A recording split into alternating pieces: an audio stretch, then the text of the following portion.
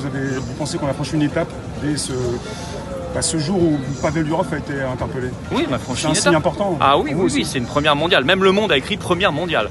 Jamais un patron de réseau social n'avait été mis en prison, n'avait été arrêté. Je sais qu'on lui a tout collé sur le dos. Hein. Il est responsable de terrorisme, de pédocriminalité, de trafic de drogue. Il a tout sur le dos.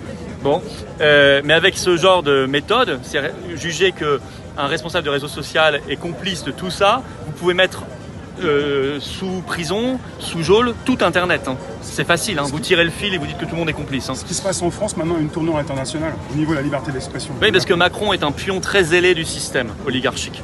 Macron, c'est un maître censeur. Et donc, on voit bien, quand il y a la guerre contre la Russie, lui, il veut aller plus loin.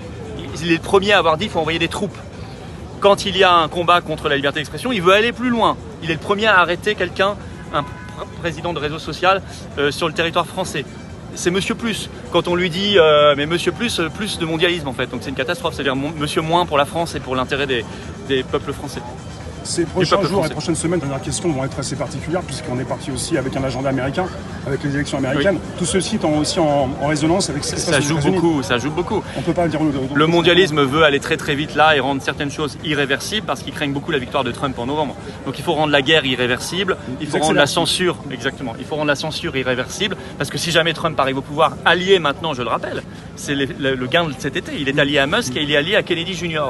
Ça change beaucoup de choses.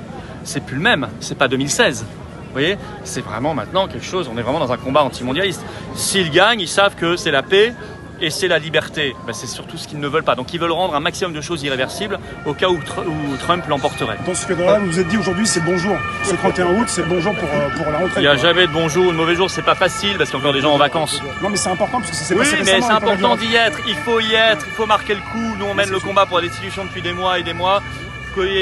Moi j'ai même parmi mes bénévoles des gens qui ne pouvaient pas être là aujourd'hui parce que je les ai prévenus il y a 3 jours et qui sont encore en vacances et je ne vais pas les faire revenir de leur lieu de vacances quand ils sont à 1000 km. Ça vous a fait réagir Pavel Durov? Mais oui, Pavel Durov et puis le dépôt d'une motion de destitution au Parlement. Ça fait 7 ans, ça fait des années qu'on la réclame, ça fait 7 ans que Macron la mérite.